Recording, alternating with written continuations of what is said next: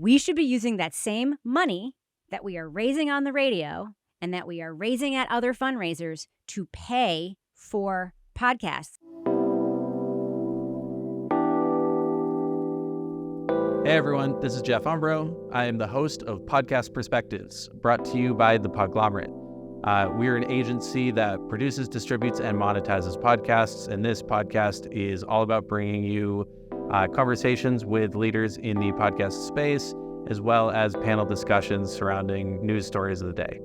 Today on the show, we have Rebecca Lavoie. Rebecca is the Director of On-Demand Audio at New Hampshire Public Radio, where she is a 10-year veteran. I'm biased during this interview. I live in New Hampshire. It is my local public radio station. I am very proud of the work that they do, including the production very recently of the 13th step in the second season of Bear Brook. NHPR punches way above their weight, driving millions of downloads to these shows, driving real conversation and journalism around the issues that they cover, and leading the way in the podcast industry for how a nonprofit or public radio station can publish real journalism that moves the needle both financially and meaningfully with the quality of what they're putting out in the world. Rebecca was recently interviewed in an article for Current by writer Jenna Spinelli, and one of the things that Rebecca mentions in the article is that public radio stations currently have an opportunity to publish really high-quality narrative journalism in the midst of all of the pullback and layoffs that we're seeing across the rest of the industry. We spend a lot of time talking about the different revenue streams from commercial and public radio stations on the show today. And we really dive into some of the themes that were talked about in the article. As a disclaimer, Podglomerate works with New Hampshire Public Radio on audience development initiatives across several of their shows. So we have an existing relationship with the station and with Rebecca. Let's get to the show.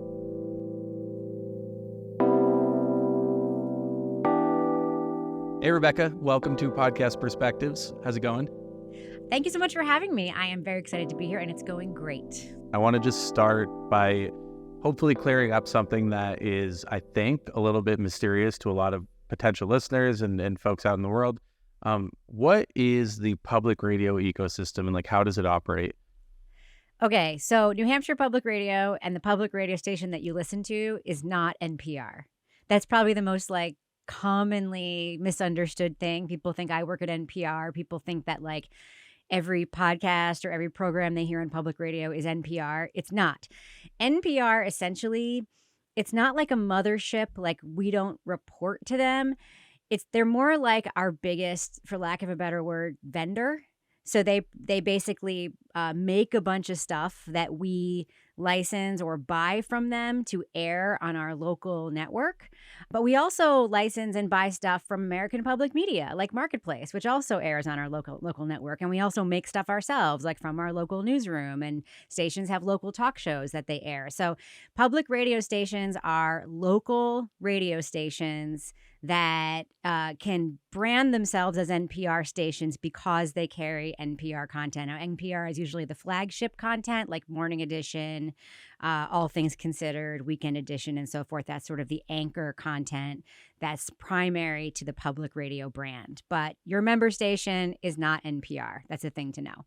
So I'm also under the impression that there's university stations and local stations, and yes. they both kind of operate in a similar way, but they're a little bit different in the funding model and everything. They're actually very different. So there's actually three kinds of stations. There's university stations. There's dual licensees, which is both stations that are both television and radio. So Vermont Public, which used to be Vermont Public Radio, is now a dual licensee. It's Vermont Public Television and what was formerly VPR.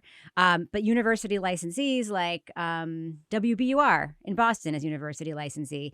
They are basically have some oversight by that college or university. So some of their funding comes through there. And that's been in the news a little bit lately because there have been stations where there's been journalism conflicts related to the college or university, which I'd recommend people look up because it's actually kind of an interesting story. There's more constraints there in terms of the kinds of innovations and sort of rapidity of development and movement and fundraising and stuff that stations like that can do because they are more dependent on the university ecosystem and they're not independent organizations. But a lot of stations like mine, they're independent nonprofits, so we sort of have the ability to move, grow, innovate, make stuff within, of course, the nonprofit world confines. And I want to come back to this because there's been some interesting things happening over the last few years when it comes to like the mothership of NPR and how they're trying to integrate with a lot of the member stations and that kind of thing. But we skipped over a really important piece. It was intentional, everybody. But Rebecca, who are you? What is your role at NHPR? And like, what do you do every day? Right. So right now at NHPR, I run the podcast team. So I'm technically the director of on-demand audio. So I oversee all the podcasts that we make outside in Civics 101 in terms of like the editorial. Those are our regularly published podcasts. And then all the podcasts that are, are sort of connected to the newsroom journalism, like the document team, which makes Bear Brook the 13th Step. I work with them closely on strategy, the podcast product itself. So I do work with them on editorial. I'm in late stage edits and sort of help them shape the show. But I also work with them kind of on the business, marketing, strategy, launch side. So I basically oversee everything at NHPR that has to do with on-demand audio in terms of editorial, the business footprint, monetization, kind of like the whole shebang. So I'm sort of the head of our sort of podcast company within our company.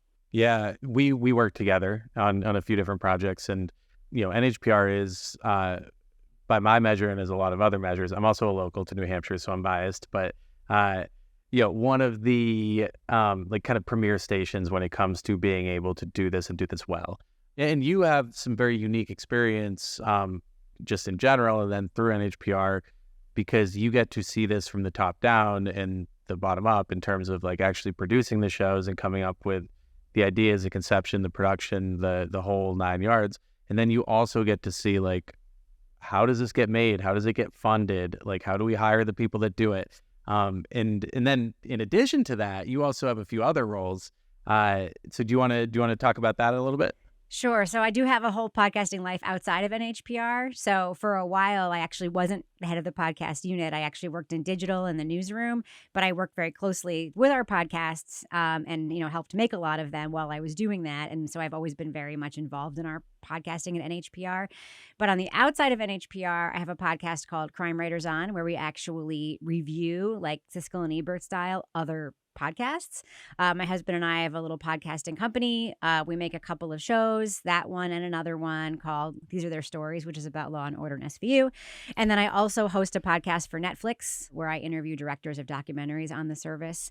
And so I sort of have this very solid foot in the commercial podcasting space that I have for about 8 or 9 years, which has really been a very interesting thing that I've been able to do both of these things at the same time, because my leg in the commercial space has very much informed the decisions that I've made at NHPR in terms of growth, in terms of monetization, in terms of even just like what we make, how we make it, how to scale, how not to scale, and how to think of ourselves as being a player in the industry, which I think a lot of public radio stations haven't necessarily done.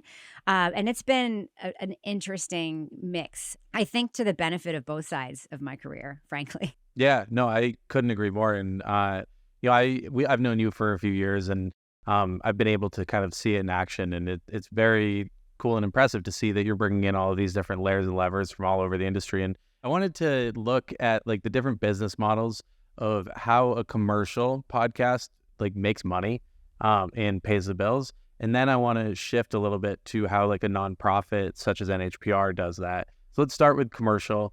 And I know there's a few different levels here, so like feel free to talk through any of them. Sure. So it used to be just ads, right? So like when I started Crime Writers On, for instance, and we first signed up with Stitcher, which was mid-roll at that point, like in 2015, 16.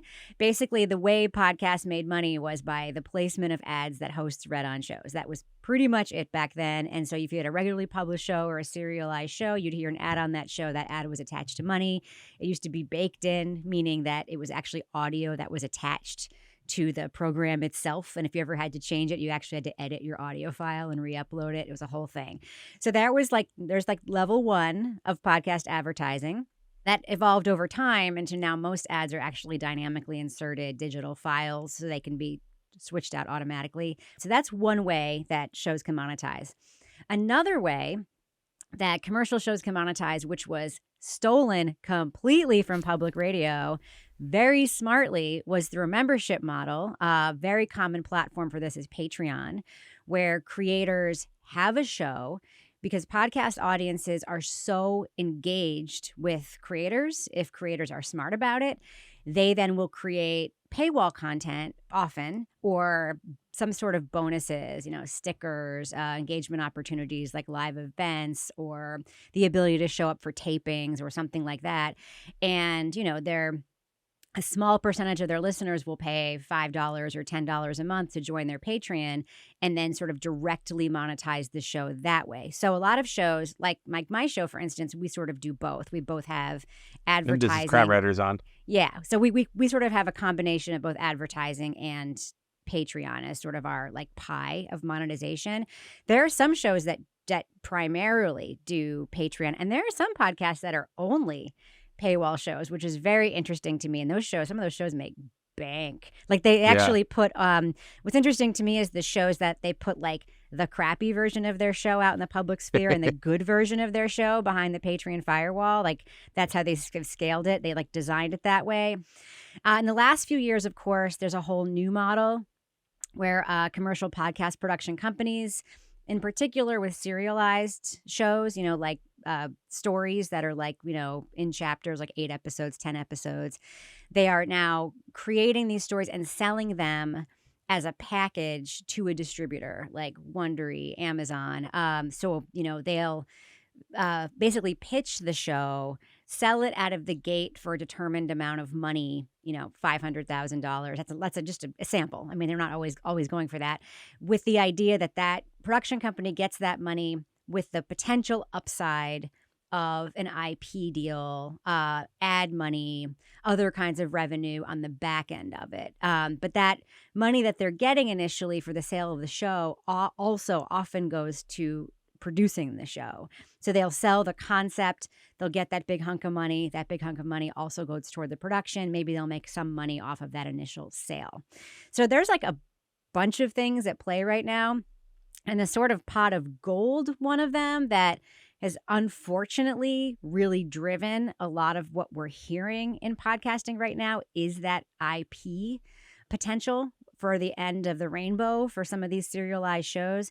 And that unfortunately has driven a lot of what has happened in the industry in terms of sort of corporate takeovers, consolidations, people getting into the industry who have no audio background, that kind of thing, because it has been seen as this big development space for stories, for talk shows, for sort of celebrity monetization. And we now have this glut of just content that's just like, not as high quality as those, great pieces of journalism that kind of first brought us to the serialized podcast to begin with. Yeah, I think that there's Mark Andreessen wrote a thing years ago called like the 8 ways that media can make money. I'm sure I'm butchering that title. I think all of them apply to podcasting.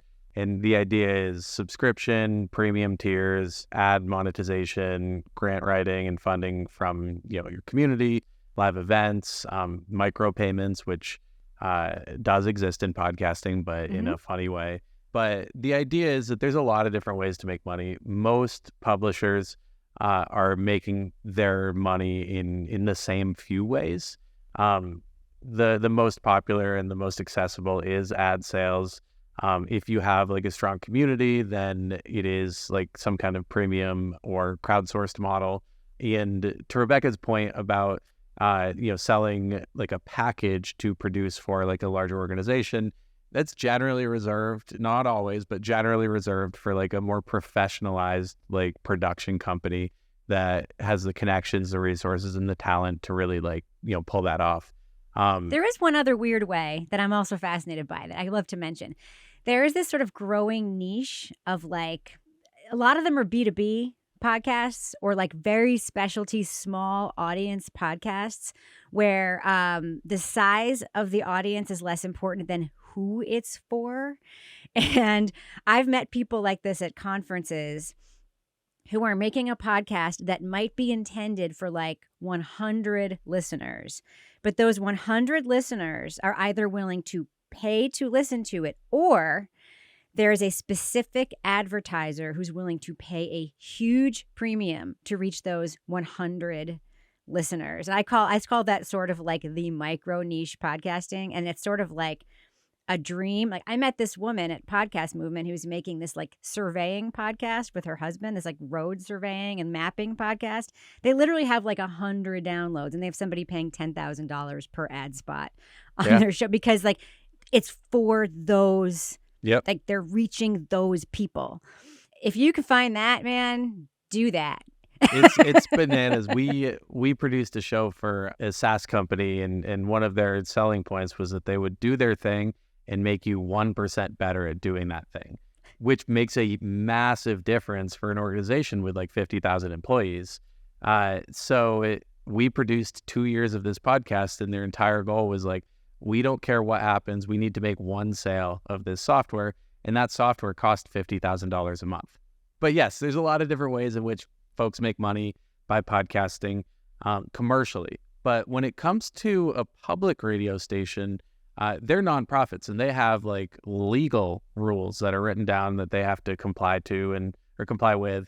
So we'll start with NHPR because that's, I presume what you know best, but how does NHPR make money?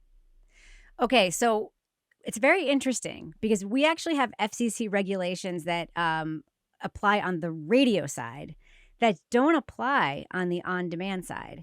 So for instance, when you hear a public radio, we'll just call it an ad spot, like a company ad spot. It's actually called an underwriting spot, technically. What you can't hear and what you will never hear is a call to action. So you'll hear an underwriting spot for a law firm, and what you won't hear is the Jeff Umbro law firm, the very best at writing, wills and trusts since 1985. Call them now at, 1-800-555-5555. You'll never hear that call to action. Call them now at the very best at, that sort of sales pitch. That's called a call to action, like do this and you'll get this. You'll never hear that. That is against the rules in the public radio nonprofit underwriting space. So in the on-demand space, that is not true.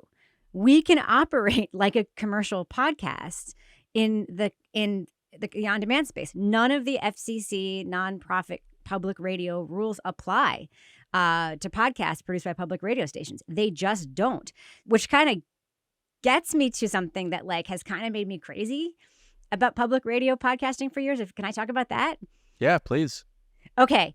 So for years and years and years, and still to this day, public radio podcasts, including NPRs, do not sound like they are just podcasts like in the regular podcast space. They have, for some reason, a lot of public radio stations and NPR have made the conscious decision to bring their public radio sensibility in terms of how they'll deliver, for instance, their advertising to the podcast space. So the best example of this is hosts reading ads. A lot of public radio outlets will not do that. They won't do it because they believe that it somehow taints the journalism or the integrity of the content if the host is reading an ad for HelloFresh. I think that is limiting and ridiculous. I have worked with ad agencies at NHPR. I've been in meetings with ad agencies sort of before I had this job at NHPR, where I happen to know that we have left a lot of money on the table before the era where, and at this point now, our hosts don't care. Like they're like, give me the Casper copy. Just give it to me. Give me the Indeed copy. It's fine. Our audience is smart enough to know that an Indeed ad is not journalism. Podcast audiences are trained for this. They've been listening to the radio forever. They've been listening to podcasts forever.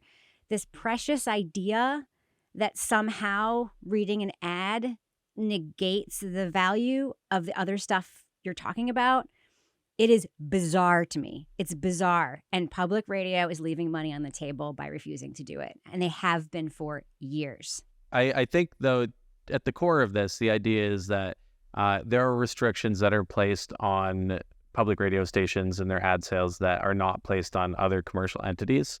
That public radio stations have put on themselves. Yeah. That so they're not actually restricted. They are self-limiting. Yeah. Yeah. In addition to ad sales, how do public radio stations make money? All right, so this is where we have the huge advantage because we are not wholly reliant on ad sales to make our podcasts. Our podcasts are simply another platform on which we're doing journalism. We already do journalism on the radio. We already do journalism on our websites, in our newsletters, and we already have this incredibly robust funding model for all that stuff. We do fund drives, we get grant money, we have major donors, and we basically use that same pile to fund our podcasts. So at NHPR, we have made the very conscious decision, and I cannot speak for other stations because I know other stations this is not the case.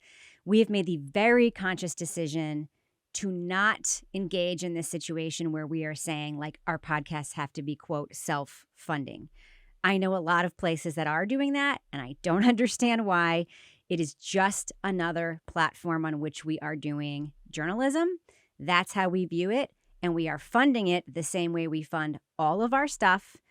We've had specific luck in the podcast space with major donors because we found that major donors really are interested in investing in long form journalism, in journalism that has a broader reach. They see it as very innovative that we're in this on-demand audio space. Civics 101 in particular really excites people. Outside In really excites people because it has an environmental bent to it.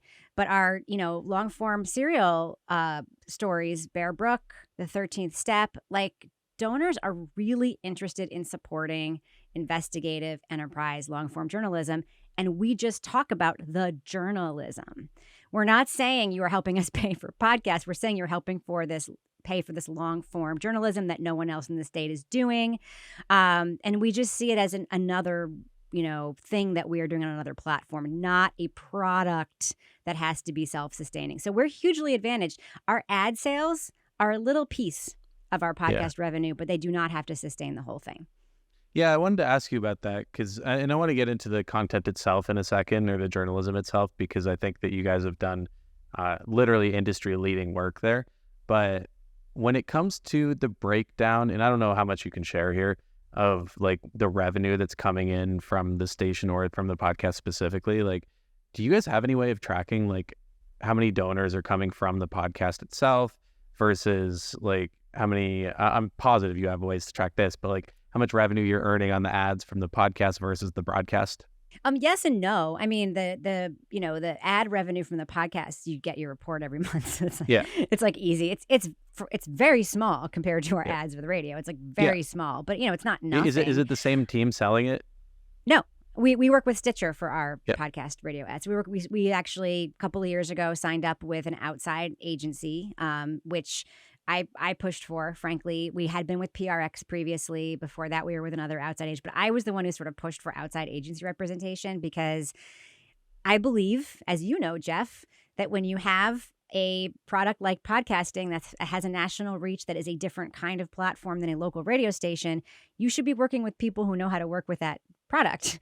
So that's why I work with a podcast marketing agency. And I think that people who have podcasts with a national reach should be working with a national sales team to sell their stuff. That I strongly believe it. I really strongly believe that. I'm 100% with you on that.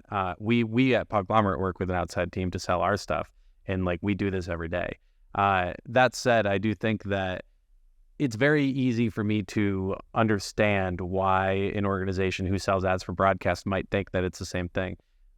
So, and we won't get into, especially when you get the copy, when you get the copy and you're like, this doesn't sound like a podcast. or I don't think a Bear Brook listener, wants to hear a Toyota of Nashua ad necessarily, but okay, cool. No, I mean, it's just not a fit. It's not a good listener experience. It's just not. And, that's something to think, because ads are content. So you got to think about that too. Well, for years, I don't know if you remember this, I'm sure you do, but whenever somebody would talk about a bad advertisement on a podcast, they would just call it a radio ad. And I haven't heard that very much lately, because I think a lot of people have learned and are just doing better. But that was kind of an insult for a long time. And what we've learned so far is that public radio stations, in some cases, have a leg up because they just have run these membership drives for a long time. and are also in the smart ones and the ones that are forward thinking are kind of bringing in outside resources to help them to grow their shows and to sell ads and monetize the shows in ways in which they should be monetized. And so how are you thinking about actually producing these things? And like on its surface, like when you guys come up with a new idea to produce a podcast, like how do you decide if it's a podcast as opposed to like an episode of The Exchange or something? That's a really interesting question. So we have 2 regularly published shows right now, Civics 101 and Outside In. I really believe that if a station has an opportunity to have a regularly published show, they should stick with it. I mean, Outside In and Civics 101 are like 8 years old and their listenership is still growing, which it's amazing. It's honestly, those are old ass shows. They are old shows at this point, but we believe in them. And we act like we believe in them, which I think is the reason why the listenership is still growing. But the regularly published show is your opportunity for steady revenue, both on the advertising side and on like the major donor side, on the asking for gifts side, on the membership side. Like if you have something that you're making all the time, you can always talk about it and you can always innovate in that space. We made a huge editorial shift in Civics 101 since I took over on the team, and we've like grown our audience by something like 70% in the last 2 years. We always have something new to talk about if we're doing a series on Reconstruction or if we're responding to the Supreme Court. Like we can now go to the next donor event and talk about our Supreme Court stuff. We can talk about the latest thing that Outside In did. So I really believe that if a station has an opportunity to do a regularly published show, which is within kind of the silo of the public radio, quote, area of interest, like an area that we know inspires curiosity, that's very much within the journalistic mission. In our case, it's civics and the environment. A station should do that. When it comes to the long form narrative journalism, that decision it's purely editorial. Bear Brook was supposed to be a series of 3 4-minute radio features. I heard Jason in 2016 having this conversation with our news director at the time about this story about isotope science and about the bodies in the Bear Brook State Park. And I knew about the bodies because it was adjacent to a thing that I had written about a long time ago. And I just yelled over from my desk, "That's a true crime podcast." And that was how Bear Brook became a true crime podcast. Like, it's purely editorial. Like, just like anything else at NHPR, we don't come up with a story to be a podcast. When we hear a story, find the right platform for it. That's how it works. I love that. And it shows. For the listener, we won't spend tons of time, diving into this, but NHPR is publishing series that are receiving millions of downloads because of the quality of the journalism and often making real life changes because of this journalism.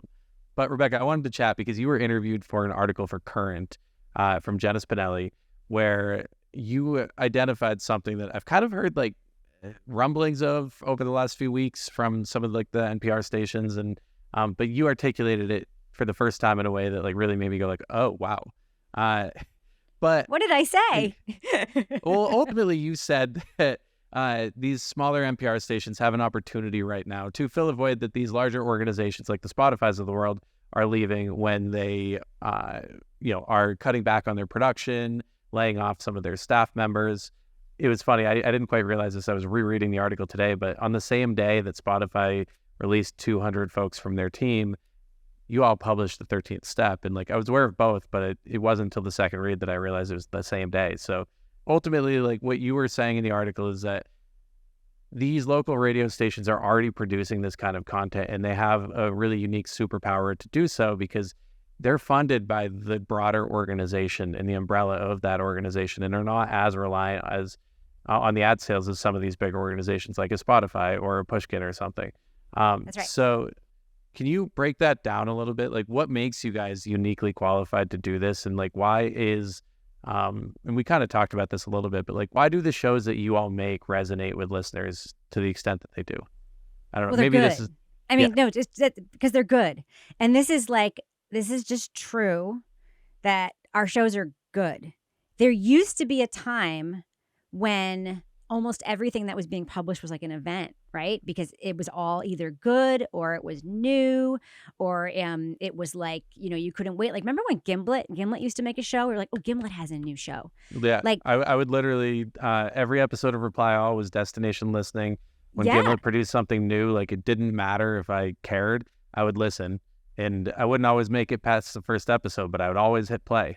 You'd always like wait for it, right? I mean, so right now we're at a point though where like people have to really like hunt and discover great stuff, but there also just isn't a lot of great stuff being made. I'm sorry, I know that people might contradict me, but there are great things being made, but just not to the extent where the great stuff is dominating the way that it used to, because there's so much mediocre stuff being made and there's so much money behind the mediocre stuff that's being made that's mostly what you see, right? What we're seeing now with sort of things like the sale of Cast and the collapse of the Spotify narrative and, the consolidation and, like last year it was like Sony, right? That like spun off all of those little shops or closed all those little shops that were making narrative. I think we're going to be seeing more of that kind of thing. We have a couple of really good shops still. We've got Campside. We've got Pineapple that's owned by Odyssey. We've got Limonada, consistently making good stuff, but like, not too many, right? Yeah. All of those shops still, though, are reliant on commercial revenue sources, except for that one show Limonada just put out that had a grant funder, which is very exciting for me. But on that note, though, Limonada has venture funding. And there's a lot of these. Yeah. A lot of these organizations are dependent on other sources of capital. There are very few. We are not. We are not. There are very few that are not. And it's funny. I would never put NHPR in that bucket, but you're completely right. So here's the thing. We go on air. Every public radio station goes on the air during their fund drives and says, and I know this, I've said it myself 10 million times, the difference about public radio journalism is that your funding, your money gives us the time and space to do the kind of quality journalism that you rely on that you can't get anywhere else. That is why you listen to public radio. That's why you read stories on our website, because you know that you can rely on the news you get here. You know that it's going to be better than the news you get anywhere else, and that is why you're a public radio person. We should be using that same money that we are raising on the radio and that we are raising at other fundraisers to pay for podcasts, which are journalism, period. And we have this huge opportunity because we have all these incredible audio makers. Yeah, a bunch of them left to work for the podcast industry, but guess what? A bunch of them are also now available to hire back. We should be taking advantage of this opportunity to do what we do best, which is making audio journalism and using the funding that we are raising to make other things and thinking of this as a platform for journalism, period. And don't worry about whether or not it's going to be ad supported. You don't think about whether or not your political reporting is going to be self-sustaining. You don't think about whether or not your new Spanish language unit is going to be you don't think about anything else you make that way. So don't think about your podcast that way, period. That's it. I don't know the answer to this, but like I imagine that each public radio station has like a different war chest of budget. It's coming from different governments, places, contributors. Not governments. No, that's like, It's like 3% of every public radio station comes from a CPB grant. Like that is it. That is it. Well, I guess my point here is more than anything like fake numbers. I'm making this up, but like Station A may have $1 million in the bank and Station B may have $10 million in the bank. And obviously that's like a different starting point for each of them if they're going to embrace this strategy.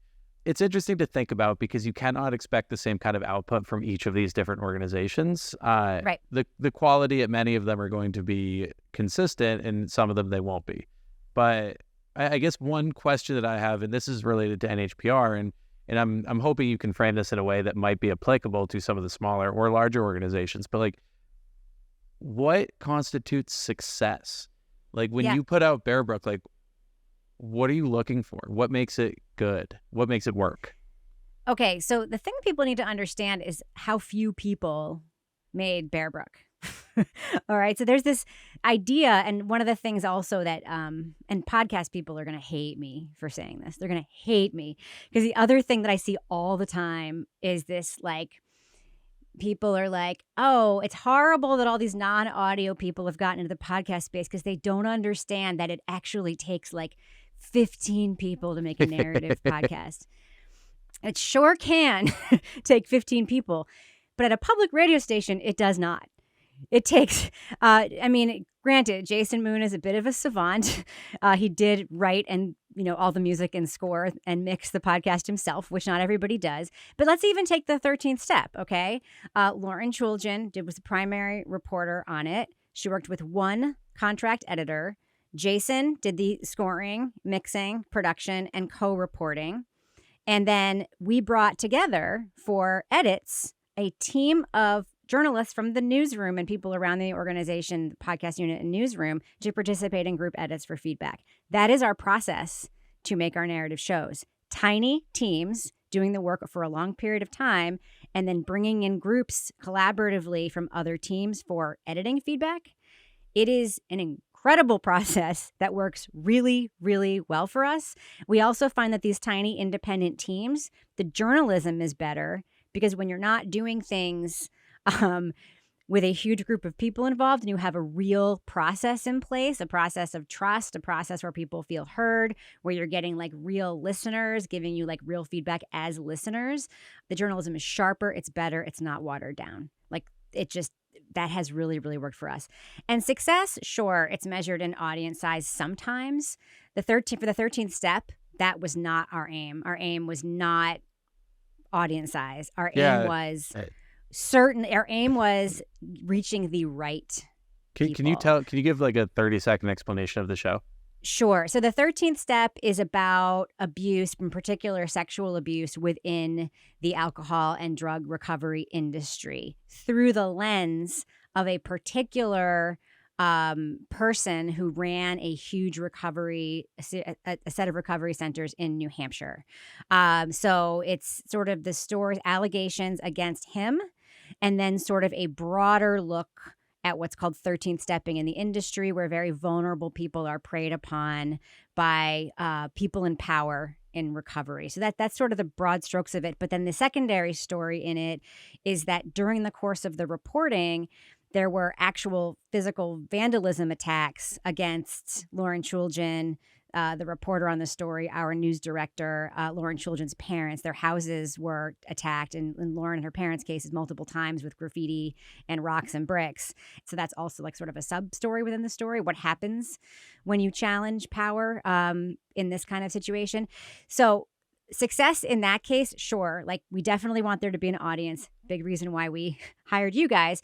But we also wanted people to know we want there to be the impact of the story, which is basically that we want people to understand. We want the right people to understand that this is happening and that it is common. This doesn't mean bringing in tons of ad dollars. This means making women, even if it's 5 women, understand that they are not the only people that this has happened to. If that was the only outcome of this podcast, that would be a success story for this podcast.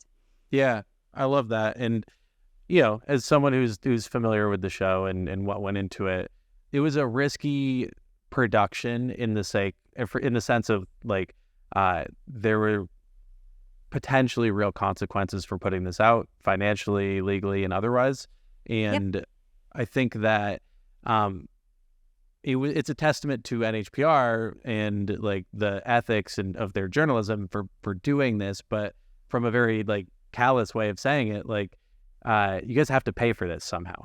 So I have a question for you though, Jeff. I have a question for you. Please understand this, because this is just true. This isn't just true about the 13th step. It's literally true about every piece of work we do.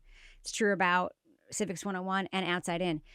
Do you think that a donor is going to be moved by the story? Oh, 100% yes. Of course they will. They'll be incredibly inspired because are other local journalism outlets able to do this kind of work because like they are, facing this kind of challenge and like going up against it anyway?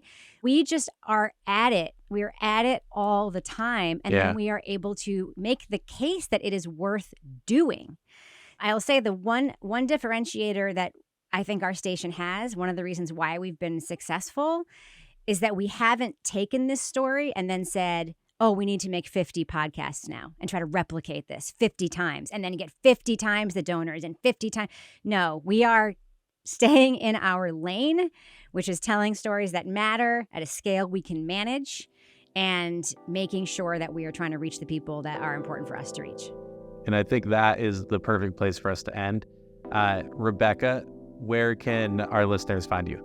I'm all over social media at Reb Lavoie, and please listen to every podcast that NHPR makes. I'd really appreciate it. I can vouch. I think you'll enjoy. Thank you so much, and we'll talk to you next time. Thanks, Jeff. Thanks again to Rebecca Lavoie for joining me on this episode of Podcast Perspectives. Anyone listening to this should check out 13th Step and both seasons of Bear Brook, along with Civics 101 and Outside In from NHPR. Really anything that they publish is great, broadcast and podcast. Have questions, tips, or podcast recommendations? You can follow me on all of the socials at Jeff Umbro. Podcast Perspectives is a production of the Podglomerate. If you're looking for help producing, distributing, or monetizing your podcast, you can find us at podglomerate.com. Shoot us an email at listen@thepodglomerate.com or follow us on all social platforms at Podglomerate. Thank you to Chris Boniello, Henry Lavoie, and Jordan Aaron for producing this show. Thank you for listening, and I will catch you next week.